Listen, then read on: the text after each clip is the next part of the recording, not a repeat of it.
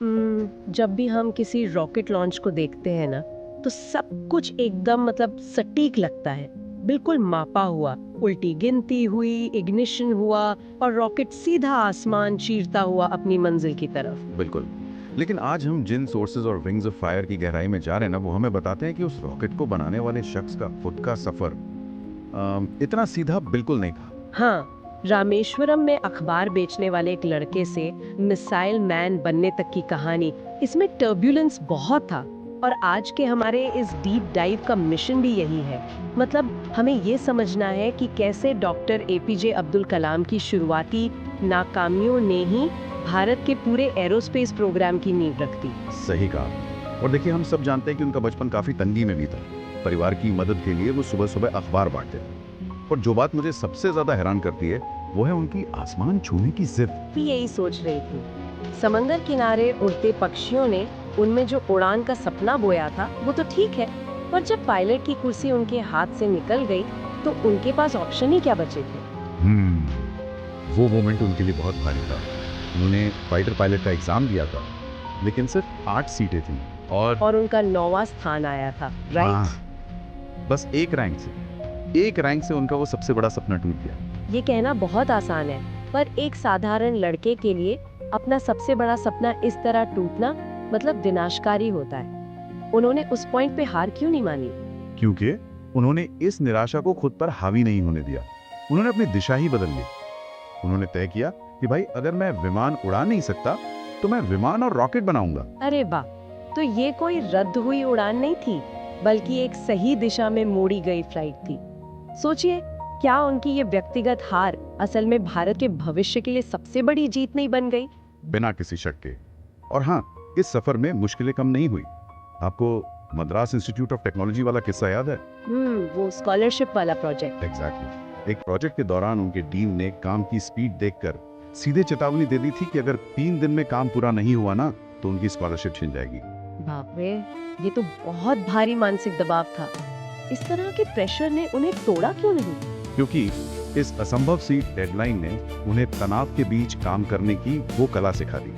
और यही चीज आगे चलकर इसरो और डीआरडीओ में उनके बहुत काम आई। हाँ, जैसे SLV-3, अग्नि, पृथ्वी मिसाइलों या पोखरण 2 जैसे भारी दबाव वाले मिशन। बिल्कुल। इसरो के दिनों की बात करें तो SLV-3 का फेल होना बहुत बड़ा झटका था। मैंने पढ़ा है कि 1979 की उस विफलता के दौरान सतीश धवन जी के साथ कुछ ऐसा हुआ था जिसने कलाम साहब को हमेशा के लिए बदल दिया।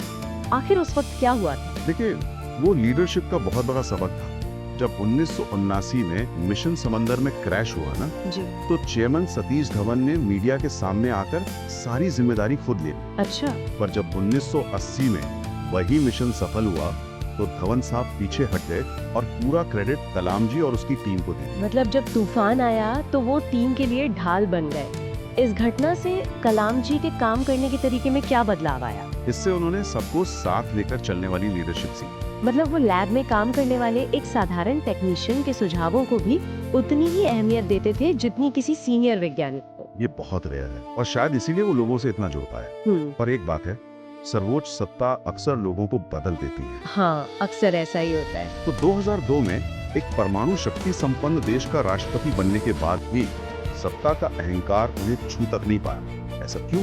क्योंकि वो अपनी जड़ों से हमेशा जुड़े रहे। मतलब आप सोचिए, राष्ट्रपति भवन में रबर की चप्पलें पहनना, और उनका वो मशहूर कोट तो आपको याद ही होगा। हाँ, कि सपने वो नहीं जो सोते वक्त आते हैं, सपने वो हैं जो आपको सोने नहीं देते। बिल्कुल, ये सब उनकी सादगी का ही हिस्सा था।